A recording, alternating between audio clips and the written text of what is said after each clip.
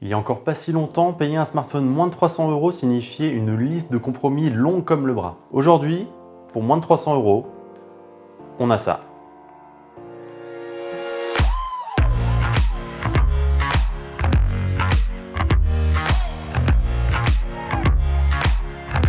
Bonjour à toutes et à tous, bienvenue sur Clubic. Aujourd'hui, on prend un petit moment pour vous parler du Redmi Note 10 Pro et vous expliquer pourquoi il nous a particulièrement convaincus. Chaque année, Redmi nous offre des smartphones entre 200 et 300 € très bien conçus, au design agréable mais qui pêchent sur certains aspects. Le premier, c'est leur écran. On s'en souvient, l'été dernier, le Redmi Note 9 Pro nous décevait un petit peu avec son écran LCD qui était en plus très mal calibré. Même à ce niveau de prix, la marque prenait ainsi un certain retard par rapport à la concurrence, comme par exemple chez Realme ou évidemment Samsung. Mais ça, cette année, c'est terminé. Sur le Redmi Note 10 Pro, on passe sur une dalle AMOLED de 6,67 pouces sans pour autant payer plus cher. Il y a plusieurs avantages à ce changement.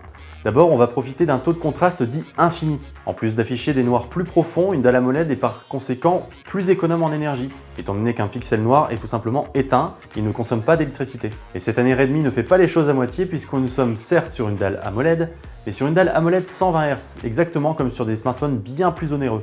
On profite donc d'une fluidité exemplaire, qu'importe ce que vous êtes en train de faire sur votre téléphone, que ce soit naviguer sur les réseaux sociaux, lire un article sur Clubic ou jouer à un jeu vidéo.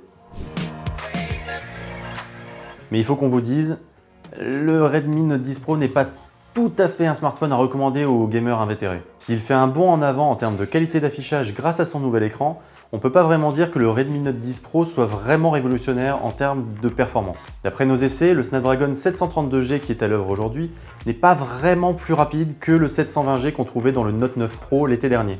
Est-ce que c'est gênant? Très franchement non. Après tout, on reste sur un smartphone à moins de 300 € et il ne faudrait pas s'attendre à un foudre de guerre. Disons plutôt que si vous utilisez votre smartphone essentiellement pour naviguer sur les réseaux sociaux, prendre quelques photos, regarder des vidéos, il n'y aura absolument aucun problème. Vous pourrez aussi jouer bien sûr à des jeux peu gourmands comme Candy Crush ou d'autres city builders par exemple. Par contre, dès que vous allez vous tourner vers des jeux très gourmands en 3D comme Call of Duty Mobile ou par exemple Genshin Impact, là les limites vont très vite se faire sentir. Sur Genshin Impact par exemple, on a pu lancer le jeu à peu près 45 images par seconde en réglage de qualité faible. Par contre, il ne faudra pas vous attendre à un framerate extrêmement stable. Même en qualité faible, ça fait yo-yo. Du côté de la batterie, on ne note pas non plus de grands changements. On reste sur un accumulateur de 5000 mAh, rechargeable cette fois à 33 watts contre 20 watts l'an dernier. Très concrètement, ça permet de tenir une journée et demie, voire 2 jours, même en conservant un réglage de 120 Hz sur l'écran. Le petit progrès au niveau de la recharge rapide fait qu'on est aujourd'hui en mesure de passer de 0 à 100% en 1h15 chrono. Enfin, et peut-être encore plus qu'avec son écran, c'est sur la partie photo que le Redmi Note 10 Pro révolutionne vraiment le milieu de gamme. Enfin, on devrait plutôt dire l'entrée du milieu de gamme, étant donné que maintenant c'est un segment qui s'étale entre des smartphones à 250 € et des smartphones à 600 €.